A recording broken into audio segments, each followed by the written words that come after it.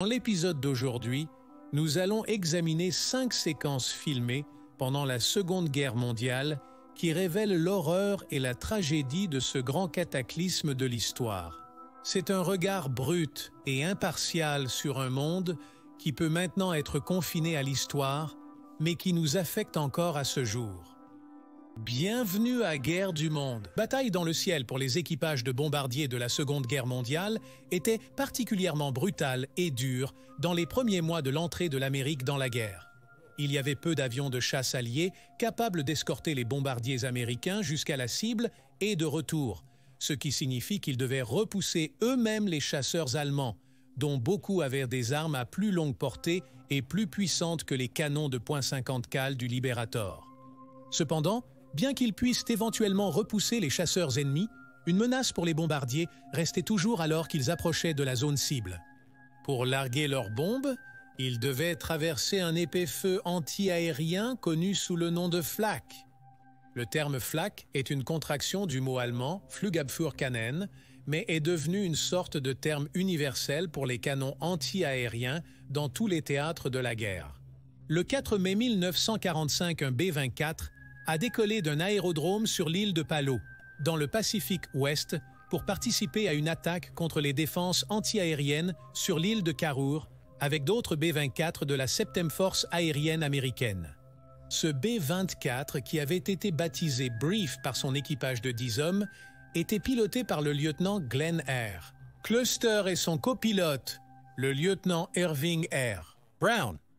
À bord d'un autre B-24 de la formation se trouvait un caméraman de l'armée qui devait enregistrer des images de l'opération, à des fins de relations publiques, comme encourager l'achat de bons de guerre. Cependant, personne n'aurait pu prévoir les images dramatiques et bouleversantes qui seraient enregistrées ce jour-là. Au-dessus de la cible, la formation a subi un feu ennemi intense alors qu'ils commençaient à larguer leurs charges de bombes destructrices sur les positions japonaises. Alors que la caméra est pointée en direction de l'avion du lieutenant Cluster, enregistrant les bombes tombant de la soute à bombes, le B-24 est directement touché à l'aile entre le moteur numéro 2 et le fuselage. Ce coup est fatal. L'aile se détache de l'avion, se repliant vers le haut, envoyant le reste de l'avion dans une spirale descendante avant de s'écraser dans les eaux autour de l'île de Karur vers 10h37, avec toute cette terrible scène capturée sur film. On ne peut qu'imaginer la terreur vécue par ces hommes à bord alors que l'avion tombait du ciel. L'intérieur du B-24 était exigu et difficile à traverser même dans les meilleures conditions, mais en luttant contre les forces G produites par la chute mortelle de l'avion, il est presque impossible de s'échapper avant l'inévitable crash dans la mer. Seul un des 10 hommes a réussi à s'échapper du bombardier condamné, le navigateur lieutenant de 2e classe Wallace F. Kaufman. Cependant, la tragédie de cette histoire ne s'arrête pas là. Kaufman a été presque immédiatement capturé après son atterrissage en parachute par les troupes japonaises qu'il venait tout juste de bombarder avec ses camarades. Les Japonais étaient bien sûr notoires pour leur mauvais traitement des prisonniers, mais pour les aviateurs, ils semblaient particulièrement vicieux. Après avoir été détenu pendant 20 jours dans des conditions épouvantables où il était à la merci de ses gardiens japonais, le 24 mai 1945, il a été exécuté par un certain lieutenant Katsuyama, qui racontera cet incident en détail lorsqu'il sera interrogé après la guerre. De retour aux États-Unis, les images du B-24 abattu ont été projetées dans les cinémas à travers le pays, le narrateur déclarant que la guerre dans le Pacifique n'était pas bon marché, en référence à la mort de l'équipage du Liberator. Cependant, les images ont suscité la controverse pour plusieurs raisons. Au départ, il y avait de la colère que les familles des hommes eux-mêmes puissent littéralement être autorisées à voir leur mort. Tandis qu'à une échelle plus large, les familles de nombreux équipages de bombardiers poursuivant toujours leur campagne contre le Japon étaient sans doute traumatisées par les images, voyant ce qui pourrait arriver à leurs maris, fils et frères. Cependant, les images ont également été examinées pour ce qu'elles prétendent montrer. Le département de la guerre a rapporté que le bombardier avait été touché par des tirs de défense contre avion, mais certains qui l'ont vu n'ont pas pu s'empêcher de remarquer qu'il avait été touché pendant qu'il larguait ses bombes. Cela les a amenés à la conclusion que l'avion avait en fait été touché par une bombe tombante d'un autre libérateur. De tels incidents n'étaient pas rares, compte tenu de l'ampleur de la campagne de bombardement alliée qui comprenait parfois plus d'1 millier d'avions larguant des bombes ensemble. Mais les autorités ont insisté sur le fait que ce n'était pas le cas. Il semblerait que dans ce cas, ils avaient raison. Comme le prouve un examen minutieux image par image, l'avion a été touché par un tir de défense contre avion et non par une bombe alliée tombante. En l'état, les images restent un témoignage des dangers auxquels les équipages de bombardiers alliés étaient confrontés chaque jour au service de leur pays.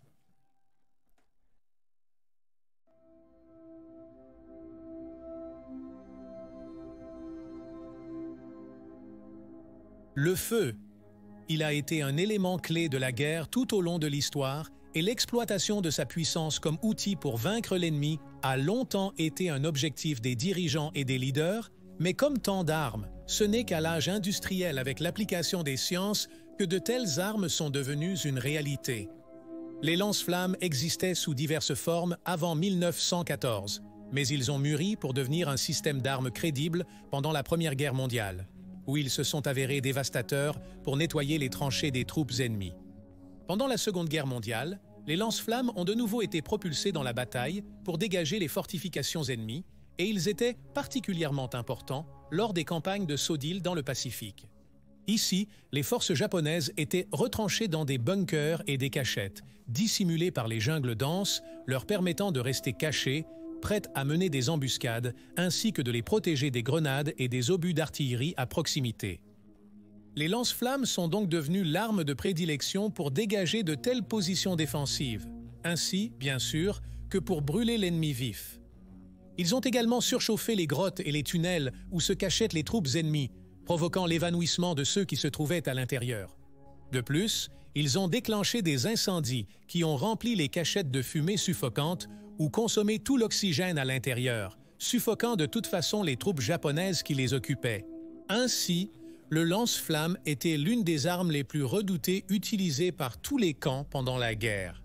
Au début de 1945, les Japonais avaient été repoussés à travers le Pacifique, mais plus ils étaient forcés de se replier, plus leur désespoir de repousser les Alliés et de protéger leurs îles natales grandissait. Située à 750 miles au large de la côte du Japon, l'île d'Iwo Jima disposait de 3 aérodromes qui pouvaient servir de base pour une éventuelle invasion du Japon continental. Et le 19 février 1945, les forces américaines ont envahi. La bataille d'Iwo Jima a duré 5 semaines et a connu certains des combats les plus sanglants de toute la guerre. Jusqu'à 21 000 forces japonaises étaient retranchées et elles ont fait combattre les plus de 70 000 marines américains pour chaque pouce carré. Ces images ont été enregistrées par les forces américaines alors qu'elles luttaient pour dégager les positions japonaises sur les îles. Des troupes lance-flammes et des chars étaient montrés à l'avant-garde des efforts car, comme l'explique le narrateur, là où nous ne pouvons pas les déloger, nous les brûlons. Les images démontrent clairement l'efficacité du lance-flamme au combat et comment il peut dégager une large zone si rapidement. En même temps, cela aide également à montrer la terreur que de telles armes peuvent inspirer à une force ennemie voyant des hommes et des machines cracher du feu comme les dragons de la mythologie. À la fin de la campagne, les 21 000 défenseurs japonais avaient été réduits à seulement 200. On a dit, avec justesse, je suppose, que brûler vif est probablement l'une des morts les plus atroces imaginables, alors que la chair fond et que les terminaisons nerveuses sont détruites.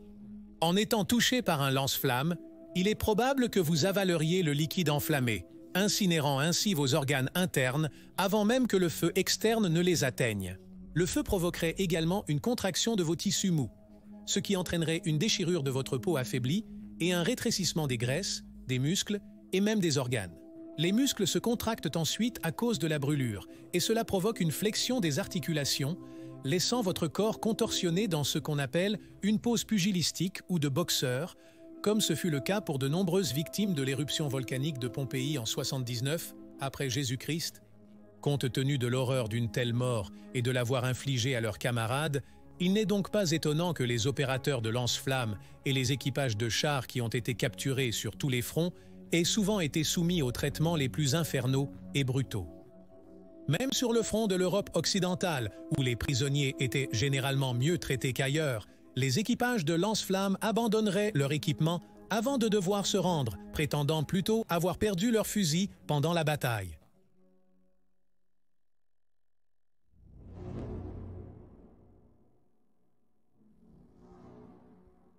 C'est devenu l'un des affrontements les plus légendaires de l'histoire navale le 19 mai 1941, l'un des plus puissants cuirassés de l'Allemagne, le Bismarck de 50 000 tonnes, sous le commandement du vice-amiral Günther Lutyens, s'est aventuré en mer aux côtés du Prince Eugen, avec pour objectif de décimer les convois alliés vitaux venant de l'Atlantique Nord depuis le Canada.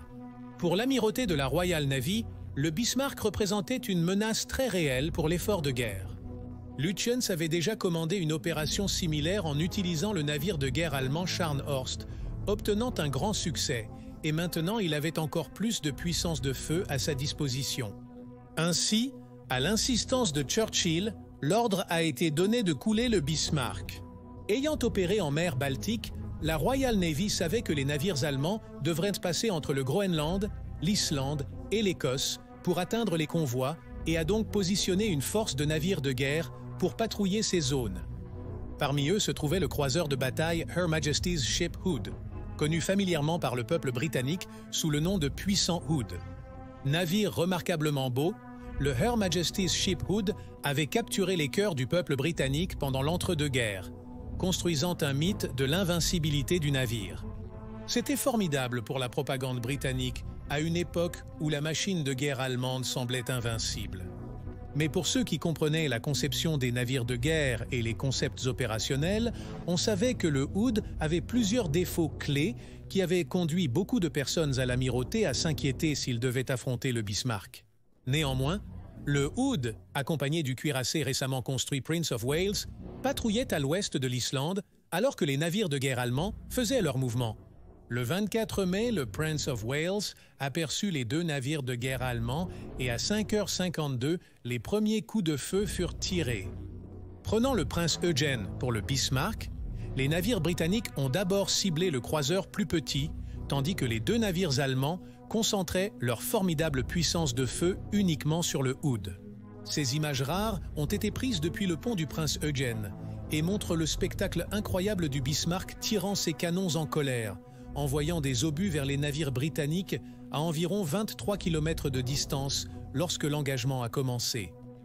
On peut également voir des éclaboussures dans l'eau alors que les obus britanniques tombent à court de leur cible. Cependant, tôt dans le combat, le Her Majesty's Ship Hood a subi un coup du Prince Eugen, qui a déclenché un incendie au milieu des navires qui a commencé à se propager rapidement. Alors que le puissant navire de guerre subissait de plus en plus de coups des deux navires capitaux allemands, le coup de grâce est arrivé vers 6 heures du matin lorsqu'un des obus du Bismarck a pénétré dans l'un des magasins de munitions du Hood. Dans l'explosion qui en a résulté, l'arrière du croiseur de bataille a été brisé et le puissant Hood a coulé en quelques minutes, emportant avec lui tous, sauf 3, des 1417 hommes à bord. Le Her Majesty's Ship Prince of Wales a essayé de continuer le combat, mais était maintenant totalement surpassé en puissance de feu par les Allemands et gravement battu, abattu en retraite précipitamment. La destruction d'un navire de guerre britannique aussi emblématique en si peu de temps a profondément touché le cœur du peuple britannique et a fait croire à beaucoup que le Bismarck était une machine à tuer imparable.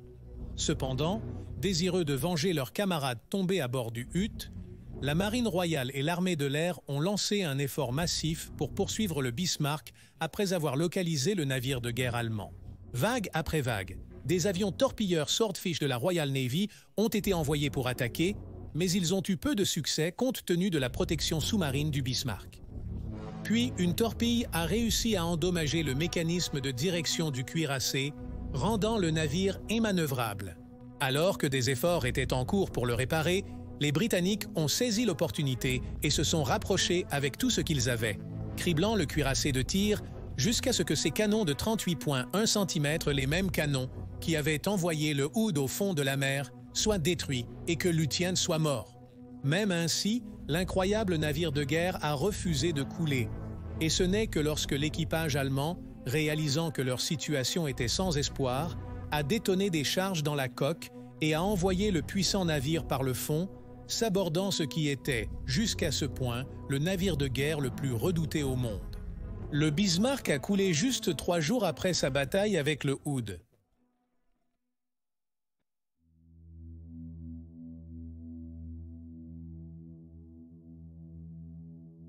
Au premier abord, ce court clip peut sembler être juste une autre vidéo de caméra de mitrailleuse des derniers moments d'un bombardier japonais alors qu'il succombe au canon d'un chasseur américain.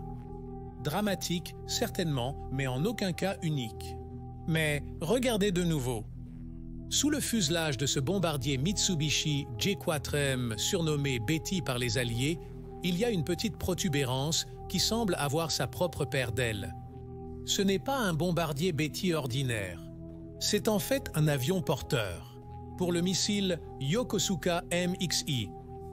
Septocam, une arme dévastatrice à la vitesse fulgurante conçue pour percer les patrouilles de chasseurs alliés et frapper les flottes alliées qui, en 1945, encerclaient les îles natales japonaises. Ce qui rendait l'arme si efficace était son système de guidage, à savoir un pilote humain en mission sans retour dans un effort désespéré pour renverser le cours de la guerre en faveur du Japon. L'Oka était peut-être le kamikaze ultime. Si cet avion particulier n'avait pas été intercepté avant qu'il puisse déployer son Oka, alors une fois à portée d'un navire de guerre allié, l'Oka serait libéré et le pilote glisserait vers la cible. En le voyant, il tirerait les 3 fusées à propergol solide, soit une à la fois, soit en unisson, puis guiderait le missile avec ses 136 kg d'explosifs vers le navire qu'il avait l'intention de détruire. Atteignant des vitesses d'environ 620 miles par heure, lors de la plongée à la fin du vol, le pilote de l'Oka serait presque impossible à intercepter pour les pilotes de chasse alliés, et ce serait aux artilleurs anti-aériens de la flotte alliée d'espérer marquer un coup chanceux avant que le missile guidé par l'homme n'atteigne sa cible. L'introduction de l'Oka en octobre 1944 a terrifié les commandants de la flotte alliée qui ont réalisé que le seul moyen efficace de les arrêter était d'étendre les patrouilles de pilotes de chasse plus loin de la flotte dans une tentative de les détruire alors qu'ils s'accrochaient encore sous leurs bombardiers porteurs lourds. Pourtant, malgré la peur que l'arme a inspirée aux marins alliés et tragiquement pour les courageux qui se sont portés volontaires pour sacrifier leur vie en guidant les missiles vers leur cible, l'évaluation d'après-guerre de l'impact de l'Oka sur la guerre est plutôt défavorable. Elle n'a même pas contribué à un ralentissement de l'avancée alliée sur le Japon. La couverture de chasseurs alliés était si dense et leurs pilotes si bien formés pour combattre les avions japonais que la majorité des Oka ont été détruits alors qu'ils étaient encore accrochés sous leurs avions porteurs. Pourtant, le Japon ne semblait jamais manquer de volontaires pour devenir kamikaze, même quand il était évident que la guerre était pratiquement perdue. En conséquence, les pilotes et marins américains ont surnommé les pilotes d'Okabakas, un mot qui se traduit approximativement en japonais par « idiot ».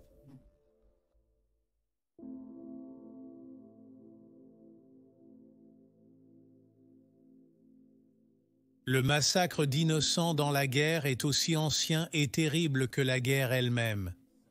De même, il a toujours été aussi facile qu'aujourd'hui de fermer les yeux sur la souffrance des autres lorsqu'elle se produit à des milliers de kilomètres de votre vie quotidienne. Cependant, l'avènement de la technologie de la caméra a inauguré une ère où nous pourrions tous être des témoins potentiels des chapitres les plus sombres de l'histoire.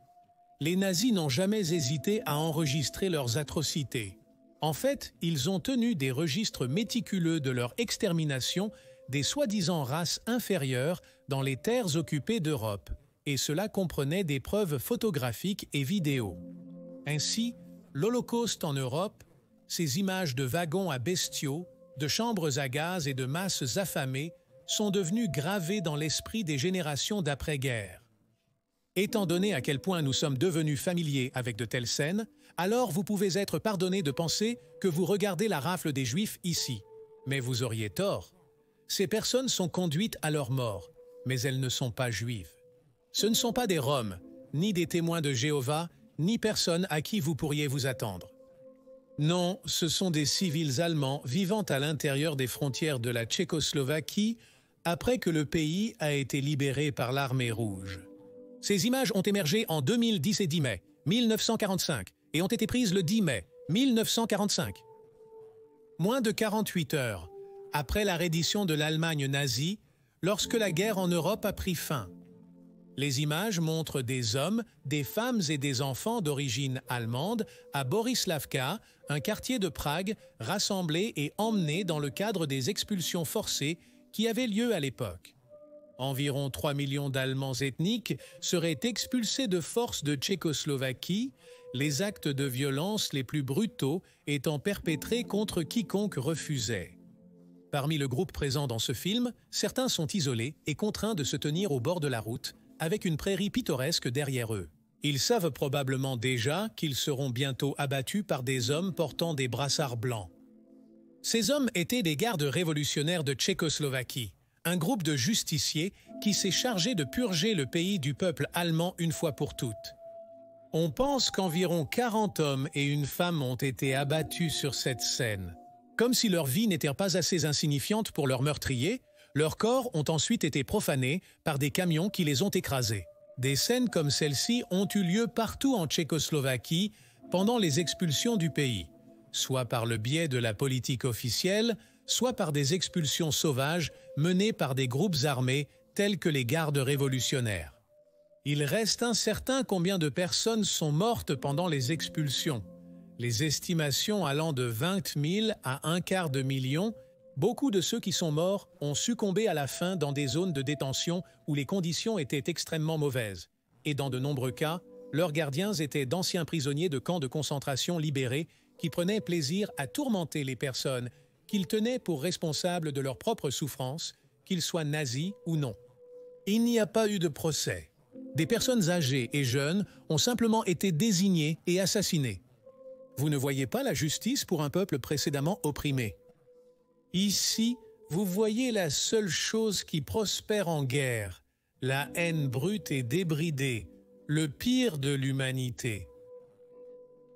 Et voilà l'horreur de la Seconde Guerre mondiale en film. Je peux vous assurer que vous n'êtes pas seul si vous avez trouvé cela difficile à regarder, mais c'est nécessaire pour comprendre vraiment à quel point la guerre est terrible. Loin de la splendeur d'Hollywood et de la complaisance politique, la guerre est un enfer. Et nous devons nous en souvenir alors que nous avançons et cherchons à ne plus jamais répéter les erreurs de notre passé. Merci d'avoir regardé.